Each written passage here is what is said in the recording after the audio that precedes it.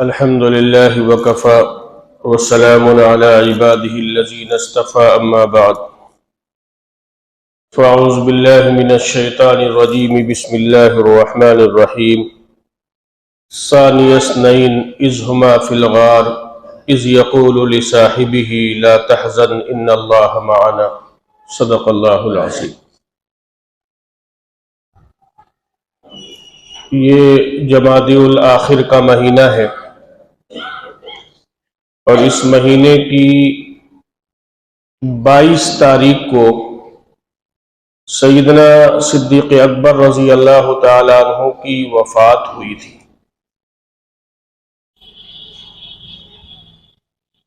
ذہن میں آیا کہ اس مناسبت سے کچھ باتیں سیدنا صدیق اکبر رضی اللہ تعالیٰ عنہ کے حوالے سے عرض کر دی جائے، کیونکہ ہم جتنا نبی اور صحابہ کے قریب ہوں گے اتنا ہی ہم اللہ کے قریب ہوں گے، اور جتنا نبی اور صحابہ کا ذکر ہوگا وہ اہل ایمان کے لیے، ہمارے لیے اور آپ کے لیے فائدہ مند اور مفید ہوگا۔ سیدنا صدیق اکبر رضی اللہ تعالی عنہ اس روئے زمین پر انسانوں کے بعد سب سے افضل انسان، نبیوں کے بعد میں سب سے افضل انسان،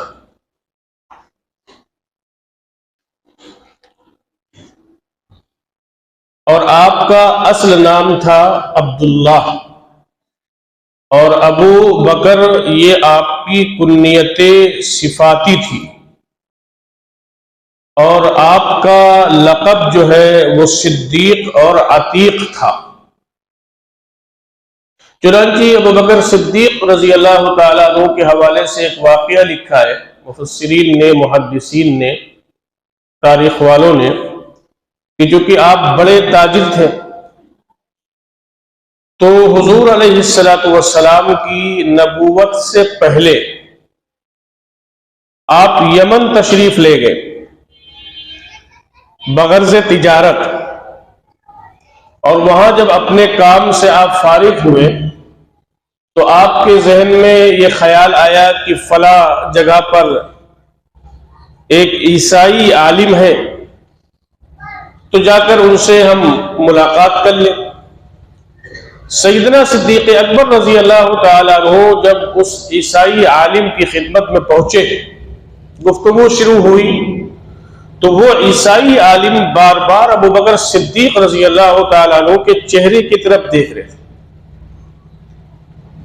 اور چونکہ آپ کا نام اصل میں عبداللہ تھا اور کنیت ابو بکر تھی، تو اس عیسائی عالم نے کہا کہ آپ کہاں سے آئے؟ تو ابو بکر صدیق رضی اللہ تعالیٰ عنہ نے کہا کہ میں مکہ سے آیا ہوں۔ کہا تمہارا نام کیا ہے؟ کہا عبداللہ۔ کہا اور کیا نام ہے؟ کہا ابو بکر۔ تو وہ عیسائی عالم کھڑا ہو گیا اور اس کے بعد میں ابو بکر صدیق رضی اللہ تعالیٰ عنہ کو اپنے گلے سے لگا لیا۔ تو سیدنا صدیق اکبر رضی اللہ تعالیٰ عنہ نے کہا کہ میں تو آپ سے ملاقات کرنے کے لیے آیا تھا، میری غرض تو آپ سے ملاقات کی، لیکن یہاں معاملہ الٹا ہے۔ تو اس عیسائی عالم نے کہا کہ ہماری کتاب میں نبی آخر الزماں کا تذکرہ ہے، اور اس نبی آخر الزماں کے تذکرے کے ساتھ ساتھ ان کے جانثاروں کا بھی تذکرہ ہے۔ تمہارے چہرے سے یہ پتا چلتا ہے کہ تم نبی آخر الزماں کے پہلے خلیفہ بنائے جاؤ گے، اور ان کے جو پہلے خلیفہ ہوں گے وہ ابو بکر صدیق ہوں گے، اور تمہارا نام ابو بکر ہے، اور تم مکہ سے آئے ہو، اور نبی آخر الزماں کی جو پیدائش ہوئی گی وہ مکہ مکرمہ کے اندر ہوگی۔ حضور دنیا میں آ چکے تھے کیونکہ ابو بکر 2 سال چھوٹے تھے حضور سے۔ تو گویا اللہ تبارک و تعالی نے ان صحابہ اکرام کا تذکرہ اپنے محبوب کے تذکرے کے ساتھ ساتھ ان کا بھی تذکرہ اللہ نے پچھلی آسمانی کتابوں میں کیا تھا۔ چنانچہ قرآن کریم کو وہ آیت جو بارہا پڑھی جاتی ہے کہ محمد الرسول اللہ والذین معه اشداء علی الکفار رحماء بینہم تراہم رکعا سجدا یبتغون فضلا من اللہ ورضوانا سیماہم فی وجوہہم من اثر السجود ذالک مثلہم فی التوراۃ ومثلہم فی الانجیل۔ اوپر سے اللہ تعالیٰ نے حضرات صحابہ کرام کی صفات کا اور ان کی فضیلت کا تذکرہ کیا، اور اللہ نے اس تذکرے کے ساتھ ساتھ کہا ذالک مثلہم فی التوراۃ، کہ اللہ تعالیٰ نے ان کی مثال تورات کے اندر بھی بیان کی اور اللہ نے ان کی مثال انجیل کے اندر بھی بیان کی ہے۔ تو گویا اللہ تبارک و تعالیٰ نے اپنے محبوب کے تذکرے کے ساتھ ساتھ حضرات صحابہ اکرام جو آپ کے محبوب کے اولین شاگرد ہیں، ان کا تذکرہ بھی اللہ تبارک و تعالیٰ نے جیسے قرآن کریم میں کیا ہے، ایسے ہی اللہ تبارک و تعالیٰ نے ان کا تذکرہ پچھلی آسمانی کتابوں کے اندر بھی کیا تھا۔ یہ ہے صحابہ اکرام کا مقام، یہ ہے صحابہ اکرام کا مرتبہ، اور پھر ان صحابہ اکرام میں جو فضیلت اللہ تبارک و تعالیٰ نے سیدنا صدیق اکبر رضی اللہ تعالیٰ عنہ کو عطا فرمائی، وہ فضیلت کسی اور کو نہیں ملی۔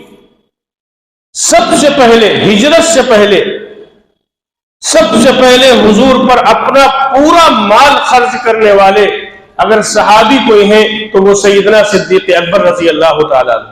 سب سے پہلے انفاق فی سبیل اللہ کے لیے اپنا پورا مال حضور علیہ السلام پر خرچ کیا ہے سیدنا صدیق اکبر رضی اللہ تعالیٰ عنہ۔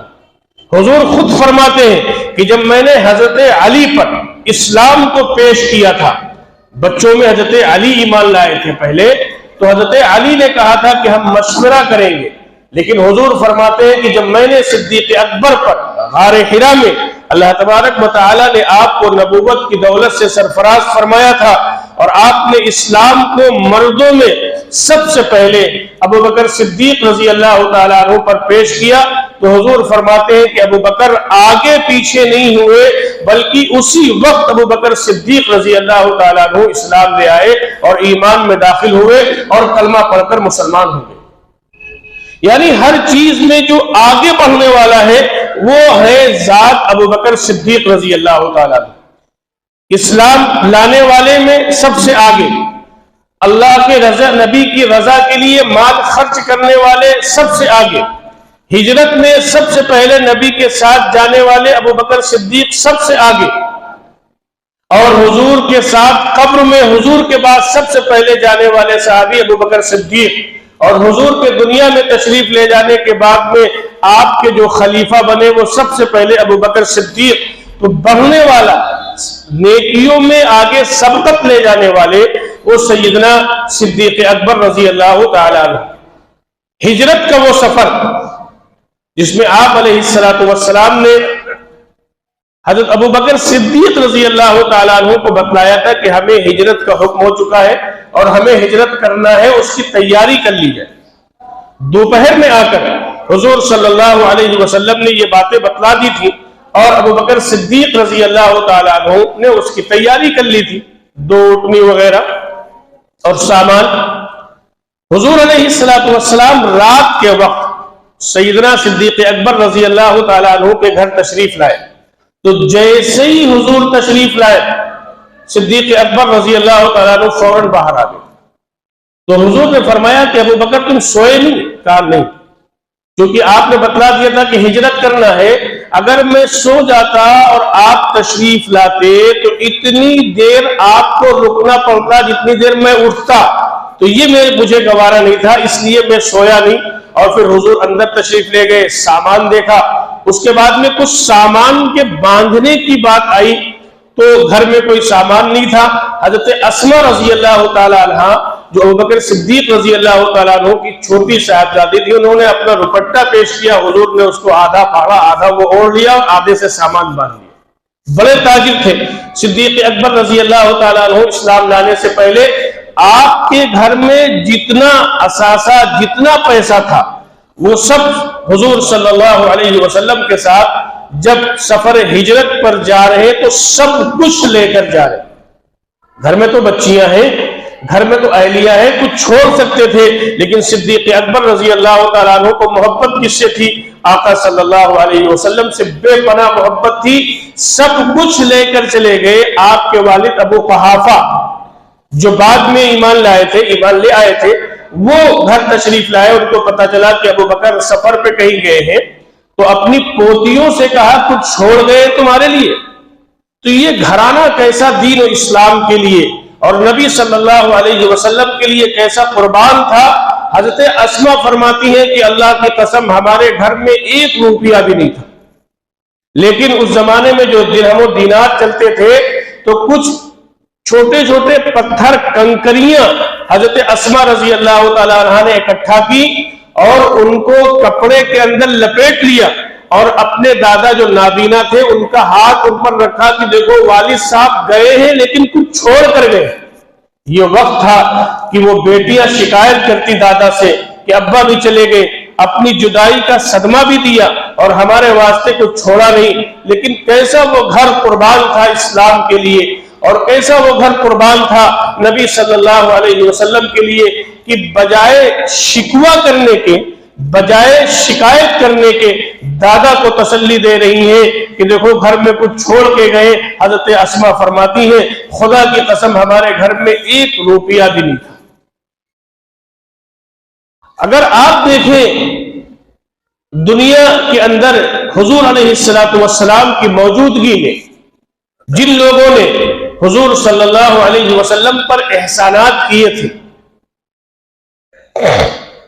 اللہ تبارک و تعالی نے کہ پیغمبر نے ان احسانات کا بدلہ دنیا کے اندر ادا کر دیا۔ حضور صلی اللہ علیہ وسلم کو نبوت اللہ نے کہاں عطا فرمائی تھی؟ غار حرا میں۔ اور حضور جب تشریف لے جا رہے ہجرت کے لیے تو آپ کہاں پہنچے؟ غار ثور میں۔ اور غار ثور میں جب پہنچے تو غار ثور کی چڑھائی بہت بلند ہے۔ جو لوگ گئے ہوں گے ان کو اندازہ ہوگا کہ آج بھی چڑھنا مشکل ہے، جبکہ راستے بن گئے، پیروں کے بل اور ہاتھ کے سہارے سے چلنا پڑتا ہے۔ اس زمانے میں تو راستے بھی نہیں تھے۔ ابو بکر صدیق رضی اللہ تعالیٰ نے دیکھا کہ حضور پنجوں کے بل اس پہاڑی پر غار ثور میں چڑھ رہے اور ہاتھوں کے سہارے سے، تو حضور علیہ السلام سے ابو بکر صدیق رضی اللہ تعالیٰ عنہ نے عرض کیا کہ حضور آپ ایسے تشریف لے جا رہے ہیں؟ تو حضور نے فرمایا تھا کہ مدینے کے مکے کے لوگ قیافہ شناس ہوتے ہیں، وہ پیروں کے نشان سے پہچان لیں گے، اس لیے پورا پیر حضور نہیں رکھ رہے تھے۔ صدیق اکبر رضی اللہ تعالیٰ عنہ نے اس وقت حضور سے عرض کیا تھا کہ اللہ کے رسول میں حاضر ہوں اور آپ میرے کاندھے پر سوار ہو جائیے، میں آپ کو غار ثور کی تک آپ کو پہنچاتا ہوں۔ نبوت کا بوجھ سیدنا صدیق اکبر رضی اللہ تعالیٰ عنہ نے سفر ہجرت میں اٹھایا تھا، اور پھر صدیق اکبر رضی اللہ تعالیٰ عنہ نے حضور کو اپنے کاندھوں پر سوار کیا اور پنجوں کے بل غار ثور کی چڑھائی اس وقت سیدنا صدیق اکبر رضی اللہ تعالیٰ عنہ نے پوری کی ہے اور اس پر چڑھ کر گئے ہیں۔ اور اس کے بعد میں جب غار ثور پر پہنچ گئے تو حضور کو باہر رکھا کہ آپ یہیں تشریف رکھیں، میں جاتا ہوں پہلے غار کو اندر سے صاف کرتا ہوں۔ سیدنا صدیق اکبر تشریف لے گئے غار میں، اور اس کے بعد میں اس غار کو صاف کیا۔ جتنے سوراخ تھے تو آپ کے جسم پر جو زائد کپڑے تھے ان کپڑوں سے اس سوراخ کو بھرا، اور اس کے بعد میں پھر ایک سوراخ جب رہ گیا، اب چونکہ سطر کھل جاتا اگر اور کپڑے استعمال کرتے تو اس سوراخ پر اپنا پیر رکھ دیا، اور حضور سے فرما رہے ہیں کہ آقا تشریف لائے۔ قرآن کہہ رہا ہے ثانی اثنین اذ ہما فی الغار، ان دونوں میں سے دوسرا۔ عجیب انداز اللہ رب العزت والجلال نے قرآن کریم میں اس منظر کو کھینچا ہے جو منظر حضور کے غار میں تشریف لے جانے کا تھا، اور سیدنا صدیق اکبر رضی اللہ تعالیٰ عنہ کے تشریف لے جانے کا غار کا منظر تھا۔ اس منظر کو اللہ تبارک و تعالیٰ نے قرآن کریم میں کھینچا ہے، اور حضرت ابو بکر صدیق رضی اللہ تعالیٰ عنہ کی صحابیت قرآن سے کی اس آیت سے ثابت ہو رہی ہے۔ اس لیے علماء نے لکھا ہے، محدثین نے لکھا ہے کہ اگر کوئی شخص سیدنا صدیق اکبر رضی اللہ تعالیٰ عنہ کی صحابیت کا انکار کر دے گا تو وہ کافر ہو جائے گا، اس لیے کہ وہ قرآن کی اس آیت کا انکار کر رہا ہے۔ جس آیت میں اللہ رب العزت نے سیدنا صدیق اکبر رضی اللہ تعالیٰ عنہ کی گویا صحابیت کا تذکرہ کیا ہے۔ بڑا عجیب منظر کہ دیکھو غار کے اندر جا رہے اور حضور سے کہہ رہے کہ ہم پہلے جائیں گے، صاف کیا، اور اس کے بعد میں پھر حضور کو بلا لے ثانی اثنین، ان دونوں میں سے پہلا۔ تو غار کے اندر پہلے کون تشریف لے گئے؟ غار کے اندر پہلے تشریف لے گئے ابو بکر صدیق رضی اللہ تعالیٰ عنہ۔ علماء نے لکھا ہے کہ جہاں پہلے کا تذکرہ آتا ہے تو وہاں پہلے کا تذکرہ نبی کا آتا ہے، اور نبی کے ساتھ صرف صحابہ کا آتا ہے، لیکن یہاں پر جو اللہ تبارک و تعالیٰ نے تذکرہ کیا ہے وہ ابو بکر صدیق کا تذکرہ کیا ہے، اس لیے کہ غار میں حضور سے پہلے حضرت ابو بکر صدیق رضی اللہ تعالیٰ عنہ تشریف لے گئے۔ اور اس کے بعد میں وہ واقعہ آپ نے سنا ہوگا کہ غار میں تشریف لے گئے، مکڑی نے جالا بن دیا، کبوتری آئی اس نے انڈا دے دیا۔ یہ اللہ کا نظام تھا، ان حضرات کی حفاظت تھا کہ مکہ کے لوگ یہاں آ سکتے ہیں اور پہنچ سکتے ہیں، اور چنانچہ ایسا ہی ہوا۔ مکہ کے لوگ غار ثور تک پہنچے اور ابو بکر صدیق رضی اللہ تعالیٰ عنہ اندر سے ان کو دیکھ رہے تھے۔ جو مکہ کے لوگ پیچھا کرتے ہوئے پہنچے ہیں، حضرت ابو بکر صدیق رضی اللہ تعالیٰ عنہ اندر سے ان کو دیکھ رہے تھے۔ اس موقع پر حضرت ابو بکر صدیق رضی اللہ تعالیٰ عنہ کو کچھ خوف ہوا۔ خوف اپنی ذات کا نہیں تھا، بلکہ خوف تھا کہ جناب رسول اللہ صلی اللہ علیہ وسلم کو کہیں یہ نقصان نہ پہنچا دے۔ یہ خوف تھا سیدنا صدیق اکبر رضی اللہ تعالیٰ عنہ کو، تو اس خوف کا تذکرہ کیا ابو بکر صدیق رضی اللہ تعالیٰ عنہ نے۔ تو قرآن نے وہی کہا ثانی اثنین اذ ہما فی الغار اذ یقول لصاحبہ لا تحزن ان اللہ معنا، کہ ان میں سے ایک نے اپنے ساتھی سے کہا، صدیق اکبر حضور کے ساتھی ہیں، ان سے کہا لا تحزن ان اللہ معنا، گھبراؤ نہیں، اللہ ہمارے ساتھ ہے۔ اور صورتحال کیا تھی کہ اگر وہ لوگ جو پیچھا کرتے ہوئے گئے تھے اگر وہ اپنے قدموں کے نیچے دیکھ لیتے، قدموں کے پاس نظر ڈال لیتے تو حضور اور صدیق اکبر نظر آ جاتے، لیکن اللہ کے پیغمبر نے اس وقت سیدنا صدیق اکبر رضی اللہ تعالیٰ عنہ کو تسلی دی، لا تحزن ان اللہ معنا، کہ ابو بکر گھبراؤ نہیں، اللہ ہمارے ساتھ ہے، اللہ ہماری حفاظت فرمائے گا۔ چنانچہ اسی غار ثور کے سفر کا واقعہ ہے۔ محدثین نے لکھا ہے کہ جب ابو بکر صدیق تشریف لے جا رہے ہجرت کے موقع پر، تو کبھی ابو بکر صدیق حضور کے آگے آ جاتے ہیں، کبھی حضرت ابو بکر صدیق حضور کے دائیں طرف آ جاتے ہیں، کبھی ابو بکر صدیق حضور کے بائیں طرف آ جاتے ہیں، کبھی ابو بکر صدیق حضور کے پیچھے آ جاتے ہیں، ساتھ چل لیں، کبھی یہ انداز ہوتا ہے۔ تو حضور نے فرمایا ابو بکر تم ایسا کیوں کر رہے ہو؟ تو ابو بکر صدیق نے فرمایا کہ آقا جب میرے دل میں یہ خوف ہوتا ہے کہیں ایسا نہ ہو کوئی آپ پر سامنے سے حملہ کر دے، تو میں سامنے آ جاتا ہوں کہ اگر آپ پر حملہ ہو تو مجھ پر میری جان چلی جائے، آپ بچ جائے۔ جب کبھی میرے دل میں تقاضا ہوتا ہے کوئی دائیں سے حملہ نہ کر دے، خوف ہوتا ہے تو میں دائیں آ جاتا ہوں، جب کبھی میرے دل میں خوف ہوتا ہے کہ میں بائیں آ جاتا ہوں، کبھی پیچھے آ جاتا ہوں۔ یہ بات سیدنا صدیق اکبر رضی اللہ تعالیٰ عنہ کی محبت کی غمازی کرتی کہ کتنی محبت تھی ان کو جناب رسول اللہ صلی اللہ علیہ وسلم سے۔ اور اسی سفر ہجرت کے موقع پر مدینے کا راستہ تو دوسرا تھا، اور حضور مکہ سے نکلے گئے کہاں؟ اپوزٹ راستے پہ غار ثور میں۔ یہ ایک حکمت اور جو ہے وہ حکمت اختیار کی تھی حضور علیہ السلام نے۔ حضور کو معلوم تھا کہ یہ سارے مدینے کے راستے پر چلے جائیں گے۔ حضرت اسماء رضی اللہ تعالی عنہ اسی موقع پر ان کی پیشانی پر کچھ زخم دیکھا تھا۔ سیدنا صدیق اکبر کی بیٹی تھی اور حضور نے ان کی پیشانی پر کچھ زخم دیکھا، تو حضور نے فرمایا کہ اسماء یہ تمہاری پیشانی پر چوٹ کیسے؟ تو حضرت اسماء نے کہا کہ مکہ کے لوگوں نے مجھے پکڑ لیا تھا اور مجھ سے یہ کہہ رہے تھے کہ یہ بتلاؤ کہ تمہارے والد کہاں ہیں، تمہارے والد کہاں ہیں؟ تو میں نے بتانے سے انکار کر دیا، تو انہوں نے میرا بال پکڑ کے مجھے دھکا دیا اور میں گری تو ایک پہاڑ کی چوٹی سے کوئی پتھر تھا اس سے ٹکرا گئی، میرے پیشانی پر چوٹ آ گئی۔ اس موقع پر حضور علیہ السلام نے ارشاد فرمایا تھا کہ اے ابو بکر دنیا کے جتنے لوگوں نے مجھ پر احسانات کیے ہیں میں نے ان سب کے احسانات کا بدلہ ادا کر دیا، لیکن اے ابو بکر صدیق تم وہ ہستی ہو کہ کل قیامت کے دن اللہ تمہارا بدلہ عطا فرمائے گا۔ یعنی اسلام جس کا مفروض ہو، اسلام جس کا مقروض ہو وہ سیدنا صدیق اکبر رضی اللہ تعالیٰ عنہ ہے۔ حضرت صدیق اکبر رضی اللہ عنہ، کوئی موقع آپ حضور علیہ السلام کی پوری سیرت پڑھ لیجئے، پوری حیات مبارکہ پڑھ لیجئے، نبوت ملنے کے بعد سے 23 سالہ کوئی موقع آپ کو نہیں ملے گا کہ جہاں حضور کوئی پریشانی میں ہوں اور ابو بکر صدیق وہاں موجود نہ ہو۔ یہ عجیب خاصیت تھی کہ جہاں حضور ہے وہاں ابو بکر ہے، جہاں کوئی پریشانی میں ہے تو ابو بکر فوراً پہنچتے۔ مکہ میں خانہ کعبہ میں جب حضور علیہ السلام پر یہ مکہ کے لوگ بالکل ٹوٹ پڑے تھے کہ اب نقصان پہنچا دیں گے، ابو بکر صدیق نے فرمایا تھا اتقتلون رجلا ان یقول ربی اللہ وقد جاءکم بالبینات، کیا تم ایسے شخص کو مارنا چاہتے ہو جو کہتا ہے کہ ہمارا رب اللہ ہے اور تمہارے پاس کھلی ہوئی نشانیاں لے کر آیا ہے؟ تو ابو بکر پر ٹوٹ پڑے اور اتنا مارا ابو بکر صدیق کو کہ ان لوگوں نے اپنے اعتبار سے صدیق اکبر کو ختم کر دیا۔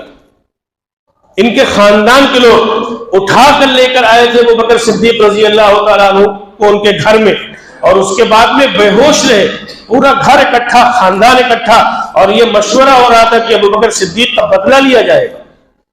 لیکن بہت لمبے عرصے کے بعد، گھنٹوں کے بعد جب ابو بکر صدیق رضی اللہ تعالیٰ عنہ کو ہوش آیا ہے تو جانتے ہیں سب سے پہلا جو جملہ زبان سے ان کی ادا ہوا ہے یہ ادا ہوا ہے کہ یہ بتاؤ محمد الرسول اللہ کیسے ہیں صلی اللہ علیہ وسلم۔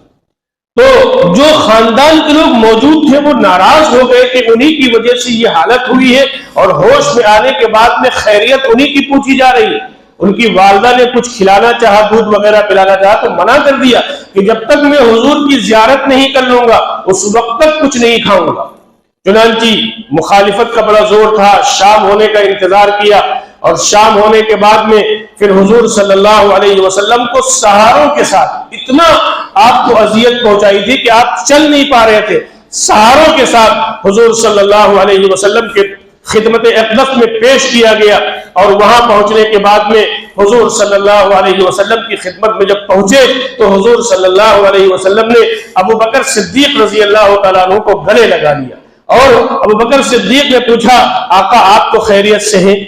پورا بدن زخموں سے چور ہے، پورا بدن زخموں سے لہولہان ہے، لیکن پوچھ رہے ہیں کہ آقا آپ تو خیریت سے ہیں۔ اور اس کے بعد میں پھر حضور صلی اللہ علیہ وسلم نے ابو بکر صدیق کی پیشانی کا بوسہ دیا تھا۔ میں ایک نقطہ اس پر اور عرض کروں، جب حضور صلی اللہ علیہ وسلم نے اسلام کی دعوت ابو بکر صدیق کے سامنے پیش کی، جو میں نے بھی شروع میں کہا، تو آگے پیچھے نہیں ہوئے، فوراً اسلام کو قبول کیا اور کلمہ پڑھا، اور کلمہ پڑھنے کے بعد میں سب سے پہلا ہی کام یہ کیا کہ ابو بکر صدیق رضی اللہ تعالیٰ عنہ نے حضور کی پیشانی کا بوسہ دیا۔ اور آپ دیکھیں جب حضور کا وصال ہو گیا اور آپ چارپائی پر آرام فرما رہے، آپ کے جسم اطہر کے اوپر سفید چادر پڑی ہوئی ہے، ابو بکر صدیق رضی اللہ تعالیٰ عنہ تشریف لائے، اور تشریف لانے کے بعد میں اس چادر کو تھوڑا سا ہٹایا، اور ہٹانے کے بعد میں اس موقع پر بھی ابو بکر صدیق رضی اللہ تعالیٰ عنہ نے آپ کی پیشانی کو بوسہ دیا تھا۔ اور پھر اس کے بعد میں صحابہ کے مجمع سے ابو بکر صدیق رضی اللہ تعالیٰ عنہ نے خطاب کیا تھا۔ اگر یہ دیکھا جائے تو ایک طرف صحابہ کا غم اور ایک طرف ابو بکر صدیق کا غم، لیکن جو کہ اللہ تعالیٰ کو دین کا کام لینا تھا سیدنا صدیق اکبر رضی اللہ تعالیٰ عنہ سے، اس لیے انہوں نے اپنے آپ کو سنبھالا، اور نبی صلی اللہ علیہ وسلم کے وفات کے بعد، آپ کے وصال کے بعد سیدنا صدیق اکبر رضی اللہ تعالیٰ عنہ نے گویا امت کو سنبھالا، صحابہ کو سنبھالا۔ عجیب و غریب کیفیات تھی، عثمان غنی گمسم ہے، کچھ بول ہی نہیں، سیدنا عمر تلوار لے کے گھوم رہے کہ اگر کوئی کہے گا کہ نبی کا وصال ہو گیا تو ہم اس کو قتل کر دیں گے۔ ایک تنہا ذات تھی سیدنا صدیق اکبر رضی اللہ تعالیٰ عنہ کی، جنہوں نے حضور صلی اللہ علیہ وسلم کی وفات کے بعد پوری امت کو سنبھالا تھا۔ یہ تھا تعلق سیدنا صدیق اکبر رضی اللہ تعالیٰ عنہ سے کہ سب کچھ حضور پر قربان کر دیا، اور اللہ نے کیا دیا؟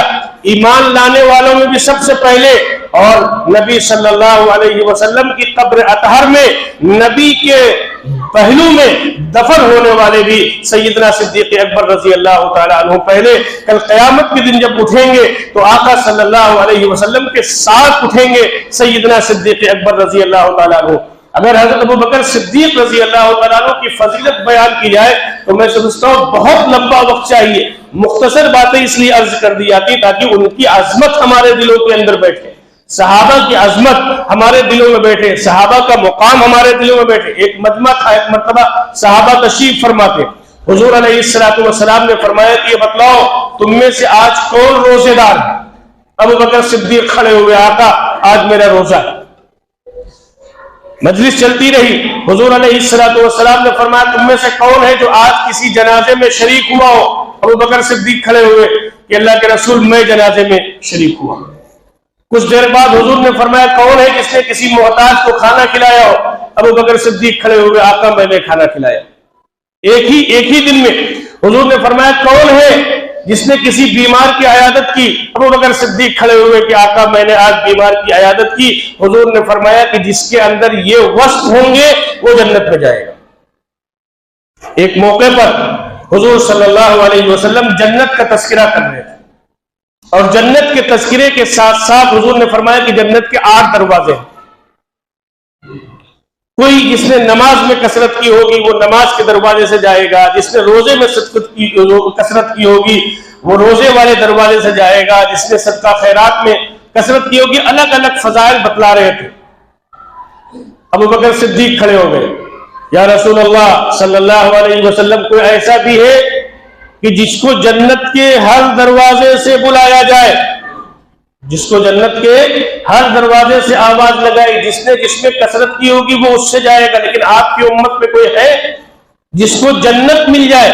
جو جنت میں چلا جائے وہ اپنے آپ کو خوش نصیب سمجھتا ہے، لیکن کوئی ایسا شخص بھی آپ کی امت میں ہے جس کو جنت پکار رہی ہے، جس کو جنت کے دروازے پکار رہے ہیں کہ اگر یہ ہمارے دروازے سے آ جائے تو آج ہماری قسمت چمک جائے گی۔ جنت مل جانا یہ بڑی نعمت ہے۔ حضور علیہ السلام نے ارشاد فرمایا کہ اے ابو بکر تم وہ ہو جس کو جنت کا ہر دروازہ یہ چاہے گا۔ اگر میدان محشر میں دروازے جنت کے لال کے کھڑے کر دیے جائیں، لگا دیے جائیں، تو ہر دروازہ یہ چاہے گا کہ ابو بکر ہماری طرف سے داخل ہو جائے تاکہ ہم کو فضیلت مل جائے۔ یہ مقام ہے سیدنا صدیق اکبر رضی اللہ تعالیٰ عنہ کا۔ لیکن کیا کیا تھا؟ اپنے آپ کو قربان کیا تھا۔ کسی چیز کی اتنی محبت ہی نہیں تھی ابو بکر صدیق کے اندر جتنی محبت ان کو آقا صلی اللہ علیہ وسلم سے۔ ان کا اٹھنا بیٹھنا، ان کا چلنا پھرنا، ان کا جینا اور مرنا جو تھا وہ نبی صلی اللہ علیہ وسلم کے لیے تھا۔ حضور نے کیا فرمایا تھا؟ مجھے 3 چیزیں پسند۔ خوشبو، یہ حضور نے فرمایا تھا مجھے پسند۔ میری آنکھوں کی ٹھنڈک نماز میں، یہ حضور کو پسند۔ اور حضور نے کیا فرمایا تھا؟ نیک بیوی مجھے پسند، نیک بیوی مجھے پسند ہے۔ حضور صلی اللہ علیہ وسلم نے یہ 3 باتیں ارشاد فرمائی تھی۔ ابو بکر صدیق رضی اللہ تعالیٰ عنہ نے ان تینوں باتوں کو ایک ہی میں جواب دیا، حضور مجھے آپ کا چہرہ دیکھنا پسند ہے، حضور مجھے یہ پسند ہے کہ میری بیٹی آپ کے نکاح میں رہے، حضور مجھے یہ پسند ہے کہ میں آپ پر تمام مال خرچ کروں۔ اب اگر حضور کہ اس جواب میں ابو بکر صدیق ایک بات کہہ دیتے تو ابو بکر صدیق کی بات حضور سے الگ ہو جاتی، لیکن اگر آپ دیکھیں کہ تینوں باتوں کا مجموعہ کون ہے؟ جناب رسول اللہ صلی اللہ علیہ وسلم کی ذات ہے۔ حضور آپ پر مال خرچ کرنا یہ مجھے پسند ہے، حضور آپ کو دیکھنا یہ مجھے پسند ہے، حضور میری بیٹی آپ کے نکاح میں رہے یہ مجھے پسند ہے۔ یعنی ساری پسند جا کر ان کی ختم ہوتی تھی جناب رسول اللہ صلی اللہ علیہ وسلم پر، اس کے علاوہ ان حضرات کی کوئی اور پسند ہی نہیں تھی۔ اگر صدیق اکبر رضی اللہ تعالیٰ عنہ کی اگر پسند تھی تو وہ جناب رسول اللہ صلی اللہ علیہ وسلم تھی۔ تو اس لیے میرے دوستو ان صحابہ کا جن کا تھوڑا سا تذکرہ ہوا، ان صحابہ کی عظمت ہمارے دلوں میں ہو، ان سے محبت ہو، ان سے تعلق ہو، اور ان کے نقش قدم پر ہم چلنے والے ہو، کیونکہ جو دین ہم کو ملا ہے وہ انہی صحابہ کے ذریعے سے ملا ہے۔ ابو بکر صدیق کے بارے میں کسی نے کہا ثانی اثنین ہے، اللہ کا شہدائی ہے۔ میں نے شروع میں کہا تھا نا ثانی اثنین اذ ہما فی الغار اذ یقول لصاحبہ، ثانی اثنین ہے، اللہ کا شہدائی ہے، مر کے بھی پہلوئے احمد میں جگہ پائی ہے۔ کون؟ صدیق اکبر ثانی اثنین ہے، اللہ کا شیدائی ہے، مر کر بھی پہلو احمد میں جگہ پائی ہے۔ یا تو صدیق کے اوصاف کا اقرار کرو، یا تو صدیق کے اوصاف کا اقرار کرو، ورنہ لازم ہے قرآن کا انکار کرو۔ اس لیے قرآن جمع کس نے کیا ہے؟ صدیق اکبر رضی اللہ تعالیٰ عنہ نے قرآن کو جمع کروایا، ورنہ قرآن تو الگ الگ حصوں میں لکھا ہوا تھا۔ کوئی پیدا نہ ہوگا ایسا انسان محشر تک، کوئی پیدا نہ ہوگا ایسا انسان محشر تک، سبھی اس کے مقلد ہیں، عمر، عثمان، حیدر تک۔ سارے لوگ فالوور ہیں نا، عمر بھی ان کے نقش قدم پر چل رہے ہیں، عثمان بھی ان کے نقش قدم پر چل رہے ہیں، حضرت علی رضی اللہ عنہم، یہ تمام صحابہ ان کے نقش قدم پر چل رہے ہیں۔ اسی کے ساتھ چل کر ہم اتر سکتے ہیں جنت میں، اسی کے ساتھ چل کر ہم اتر سکتے ہیں جنت میں۔ یہی جھرنا پہنچتا ہے محبت کے سمندر تک۔ حسد کے مارے حسد کی آگ میں جلتے رہیں گے، حسد کے مارے حسد کی آگ میں جلتے رہیں گے۔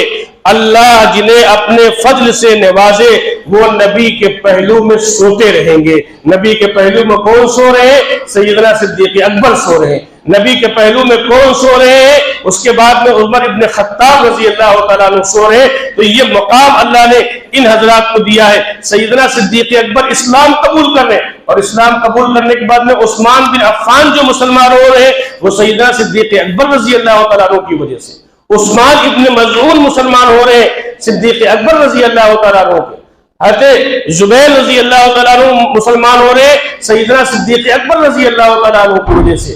اور سعد بن وقاص مسلمان ہوئے سیدنا صدیق اکبر رضی اللہ، کلمہ پڑھا، اور کلمہ پڑھنے کے بعد میں ان 4 لوگوں کو لا کر حضور کی جھولی میں ڈال دیا۔ یہ بڑے بڑے صحابہ جنہوں نے سیدنا صدیق اکبر رضی اللہ تعالیٰ عنہ کی وجہ سے کلمہ پڑھا اور اسلام میں داخل ہوئے۔ تو یہ تھے سیدنا صدیق اکبر رضی اللہ تعالیٰ عنہ، جن کے بارے میں یوں کہا جائے کہ تھوڑی سی جھلکی میں نے آپ کو دکھائی ہے کہ سیدنا صدیق اکبر کا مقام کیا ہے۔